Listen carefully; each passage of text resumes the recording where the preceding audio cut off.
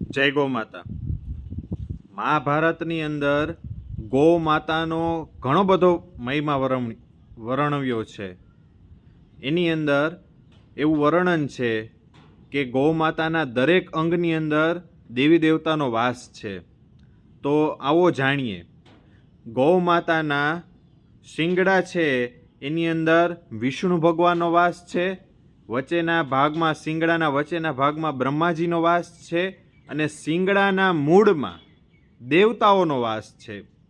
પછી ગૌ માતાનું લલાટ કપાળ ત્યાં આગળ ભગવાન શંકરનો વાસ છે. ગૌ માતાના બંને કાન છે એમાં અશ્વિની કુમારોનો વાસ છે. ગૌ માતાના નેત્રો છે એક નેત્રમાં ચંદ્ર અને બીજા નેત્રમાં સૂર્ય એનો વાસ રહેલો છે. ગૌ માતાના દાંત છે એની અંદર મરુત દેવતાનો વાસ છે. ગૌ માતાની જીભ છે એની અંદર સાક્ષાત દેવી સરસ્વતીનો વાસ છે. ગૌ માતાની ચામડીની અંદર પ્રજાપતિ રહેલા છે. ગૌ માતાના શ્વાસ છે એની અંદર ચારે વેદનો વાસ છે. ગૌ માતાનો નસકોરા છે એની અંદર ગંધ અને સુગંધિત પુષ્પો રહેલા છે. ગૌ માતાના નીચેના હોઠની અંદર બધા વસુઓ પૃથ્વી, વરુણ, વાયુ અને આકાશ રહેલા છે. ગૌ માતાના મુખમાં સાક્ષાત અગ્નિ દેવતા રહેલા છે.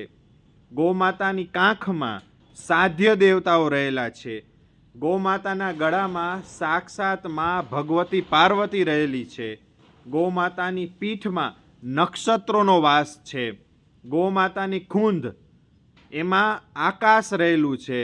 એટલે જ ગૌ માતાની ખૂંદ છે એ આકાશમાંથી સૂર્યના કિરણો શોષી સૂર્યકેતુ નાડીમાં સૂર્યના કિરણો શોષી પોતાના દૂધ, ગૌમૂત્ર અને ગોબરમાં આપે છે. એટલે દૂધનો કલર પીળો છે કારણ કે એમાં સવર્ણ ક્ષાર એટલે કે ઓરમ હાઇડ્રોક્સાઇડ રહેલું છે. ગૌ માતાના નાકમાં જયેષ્ઠા દેવીનો વાસ છે. ગૌ માતાની પૂંછડીમાં રમા દેવીનો વાસ છે. ગૌ માતાની જે પાંસળીઓ છે બંને બાજુ એમાં વિશ્વ દેવતાઓનો વાસ છે. ગૌ માતાની છાતીમાં ભગવાન કાર્તિકેયનો વાસ છે. ગૌ માતાની ઘૂંટણ, પીંડી ને જાંઘમાં પાંચે વાયુ રહેલા છે. ગૌ માતાની જે ખરી છે એની અંદર ગંધર્વો અને સાપ રહેલા છે.